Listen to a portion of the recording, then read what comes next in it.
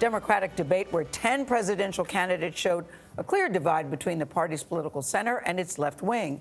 It was the first time that all the top Democrats in this race appeared together. They displayed sharp divisions on a range of issues, including health care. And in a first, there were 3 women, 2 African Americans, 1 Latino, and 1 Asian on the stage, telling voters why they should be the next president. Ed O'Keefe is in Houston, where he covered the debate last night. Ed, good morning. Who set themselves apart and how'd they do it? Well, good morning. The differences were somewhat apparent on several of the issues last night. Over the course of 3 hours, perhaps the differences were most stark right there at center stage, where the national frontrunner, former Vice President Joe Biden, a moderate, was sandwiched between 2 liberals, Senators Elizabeth Warren and Bernie Sanders. Y bienvenidos a Texas.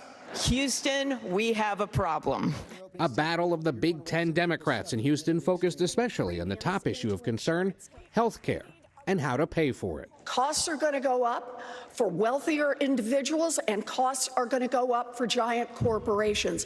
Former Vice President Joe Biden and other moderates repeatedly pressed Senators Elizabeth Warren and Bernie Sanders for how they would pay for their Medicare for All plan. My friend from Vermont thinks that the employer is going to give you back if you negotiate as union all these years, got a cut in wages because you got insurance. They're going to give back that money to the employee? Matter of fact, they will. Well, let me tell you something. For a socialist, you got a lot more confidence in corporate America than I do. I trust you to choose what makes the most sense for you, not my way or the highway. I am Asian, so I know a lot of doctors, and they tell me that they spend a lot of time on paperwork, avoiding being sued, and navigating the insurance bureaucracy. The most combative moment of the night when former Housing Secretary Julian Castro accused Biden of flip-flopping on whether people who can afford health care would be automatically enrolled in Biden's health care plan. They do not have to buy in.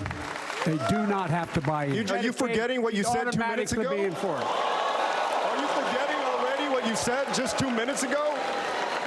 I mean, I can't believe that you said 2 minutes ago that they had to buy in, and now you're saying they don't have to buy. You're forgetting that. The 3-hour debate at Texas Southern University, a historically black university, included calls for stricter gun control in the wake of 2 recent mass shootings in the state. So background checks and gun licensing, these are agreed to by overwhelmingly the majority of Americans. It is traumatizing our children. El Paso and Beto, God love you for standing so courageously in the midst of that tragedy. I met the mother of a 15-year-old girl who was shot by an AR-15, and that mother watched her bleed to death over the course of an hour because so many other people were shot by that AR-15 in Odessa and Midland. There weren't enough ambulances to get to them in time. Hell yes, we're going to take your AR-15, your AK-47. We're not going to allow it to be used against our fellow Americans anymore.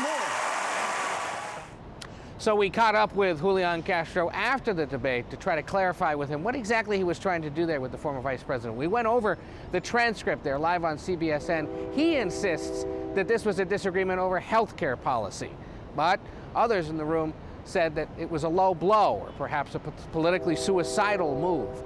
This much we know.